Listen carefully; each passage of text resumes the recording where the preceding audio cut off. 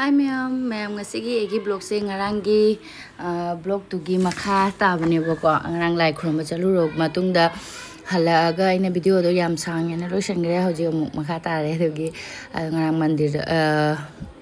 lai khurm chalu bodo da si yo leiram bane ba ai se ngarang utkebra utabra khangaudre do se amakak laure ai su lupa marfu da Asobana chamyang khai hai ba kwa do se na marfu tawra laura ina pamandana dum lorok pani sum hanadi si se khuyum da dum thum ga hapna na tawrame ba kwa do ajum pamangin dana laura ba aduga aidi mandira kaim charak tre aidi haina sida yum de hoba puri do ama khakting di sare do mate aine boy di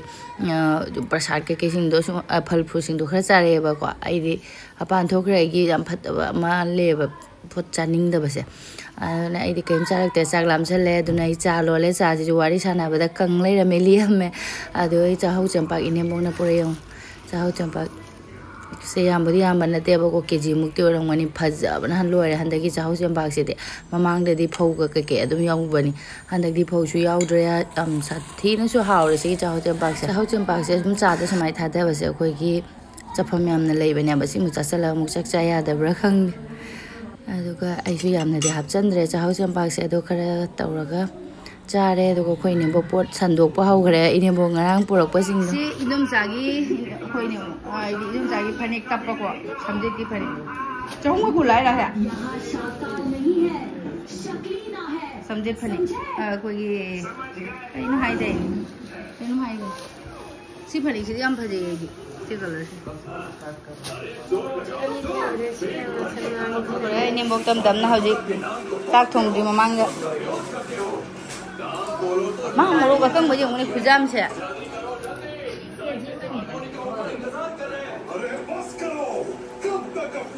bobo nga sa jam pore dudu de se pino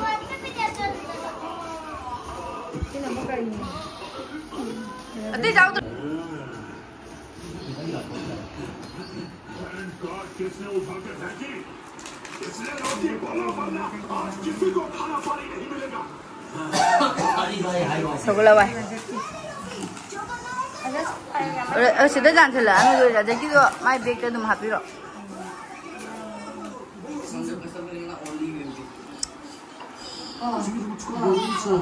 मा अब बोबो पिरा को जेंगी पुरो सनो कई ना कई जाव ने जेंगी सिना खोई मागी पोयम हम बस ने को खोले ही उन्हें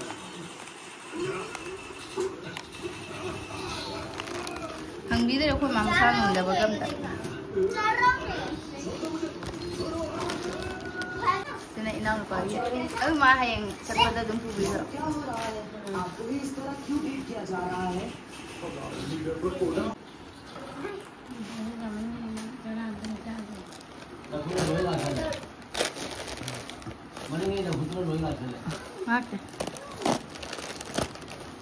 asung ne asa pon mari baru masih yang oi kai kum dare yung tiu kari nu ne asung khara ta kon पेट भर जाएगा काय सब खाना नहीं वहाँ पे मैं ओ करी नहीं से भुगती गुली हुई मैं इस केक सीधी कोफाई का दो मारे तो सीधे दो दी टोंगा क्या ना सुबह कई कई ना से सीधी इन्हें भुगती गुली हागी बदो माल भुगती गुली आई दी क्वा हुई मैं खलू रे भुगती गुली ए ना अदू चामन ना सक्सा आदर है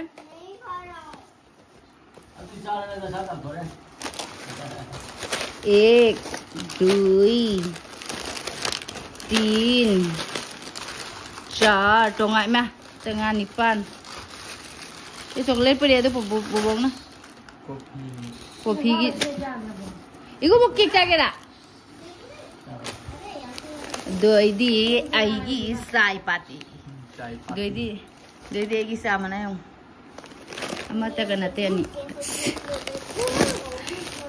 Ay January na daso iduhong balak ko dani pura ini. Loisale. Ay loisale yung ani siya mo. Jawre mo.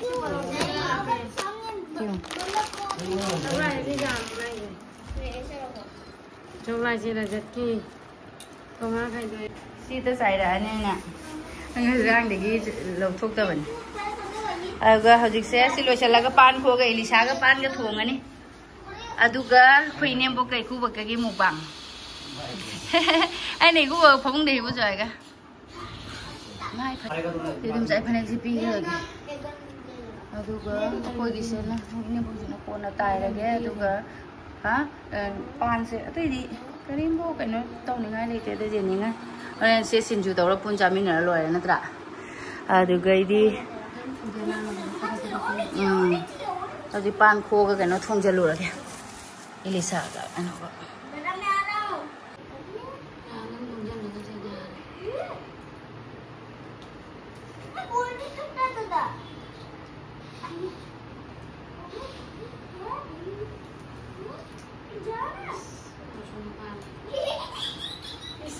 Baisa naga. Ni saya kapan ke? Nang một kilo. Nói pan bà mình nè, mà đi thôi cô cha được ta lại đường. Gen này. Ai su pan khok polo sele pan ga Ilisha ga hojik thong dro bani ngarang de dum ngauram dre si se taw thom dre ni mong na taw purak pane ba adu se muk taw thok te di ya ro kha nap nap law ba du main taw ra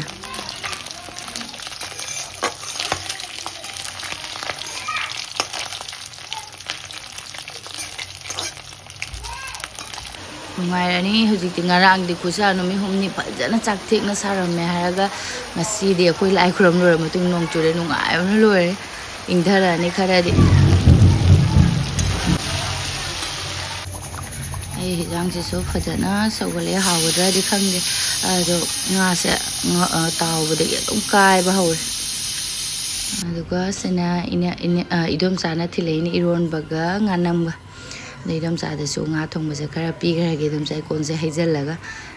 kon nam da sang do aga ne ani ko bo ki khai do e ko pa yam ning chang nga charam da yor ga ma na freezer da thama mo ai si ni nga ri yor su cha ni ai da dum haijari ne ba ko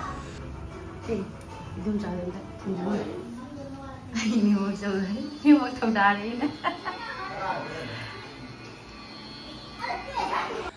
Aduga sena ma'am inembo kai ko bakage dum comment su yamna toire mukbang toroi na akhoi pulam saw di nungai re ba kwa adu inembo kai ko bo su samna na su cha de adu na nung di nungai re du su sum aina memory oina ba hab de ni mo ko bo ka jare adu hayeng na mukbang gi video do hab chara age inembo kai ko bo ka pijana ba tawra ge haji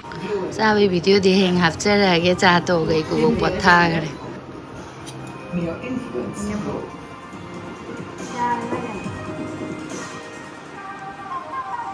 Iku asal isi. Xin thằng này đi xa đâu.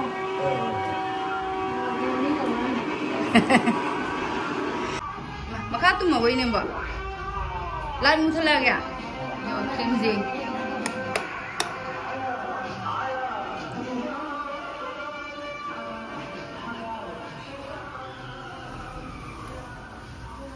As nasi di intar. Aku mesti tumuai ke tumning dia ni siapa? Sisili mapan.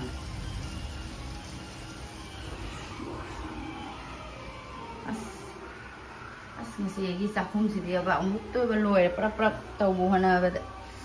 kon pheng do ga video editing taw do ni ngasi yam theng gre boi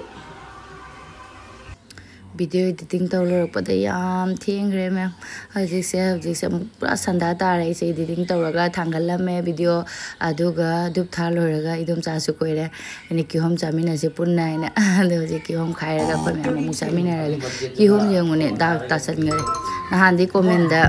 manipur gi ki hom hau khambur hai ba ko cha je dre ba ani idom cha da hang ba idom cha na Manipur ki hom hai ni hai ba no ma cha ta Manipur ki hom se adu ji Manipur cha ta ka mai cha ni na ta Manipur gi mi la ko matam da pu halak pa ki hom se dak dum na ta ra me ngarang bazar da gi lora ga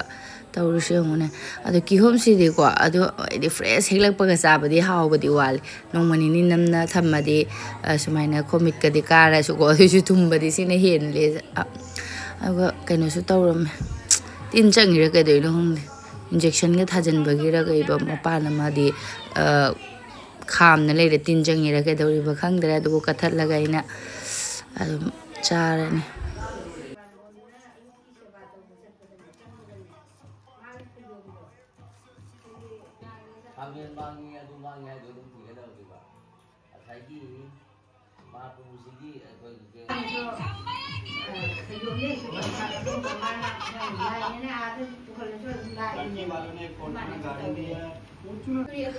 Fajana di thumame ki home se hawre fajana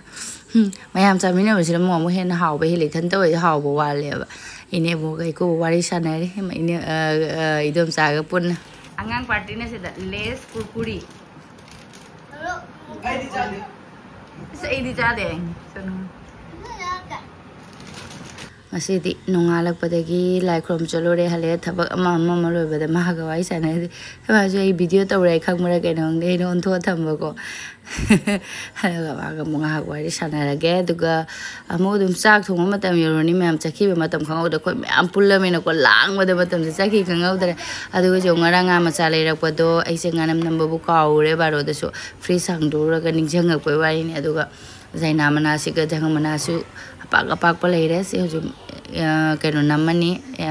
nganam ado me mamang da su moroga tek ba hapu yenam hapu video skip tawraga me am yeng bina taw bo rangmani aina ai nganam namba da hape ba ko na ko pi janam ga ado ga morok tang hai si de adum aina taw bo khuding gi de adum hape ado ai se sin nam jal lage mana khu bha je jong jum da gi porok pani ine bok na ne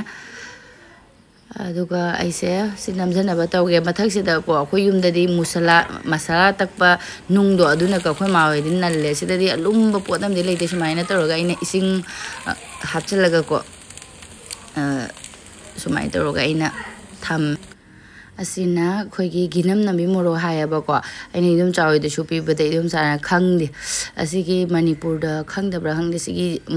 morok sina umorok de khatang tae ba ko pikpa aduga manam khunung se ma gi manam name ba dun ko ni ginam nambi haya adu hawai jara ma phajana mele tilau fadigom hapaga umorok ma hapchallaga asi hawrani aduga sisina dum chagi khara pi gra gi dum chadi hawai jar pa ma ka di cha da boy mare ado ina mila kaka piragen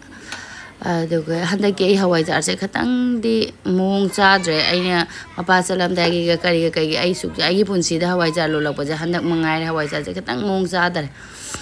aduga ai nganam se su loire hayeng mom ko mo kaw hojik ti chara roi se hayeng oina pan ga iro laga cha ba ine mong por ko pan se yung gi tan man na hawre ba tina dum hawi de sida su phang ba su ado pani ron baga tin butai me adu nganam siga hayeng sarani nganam su loire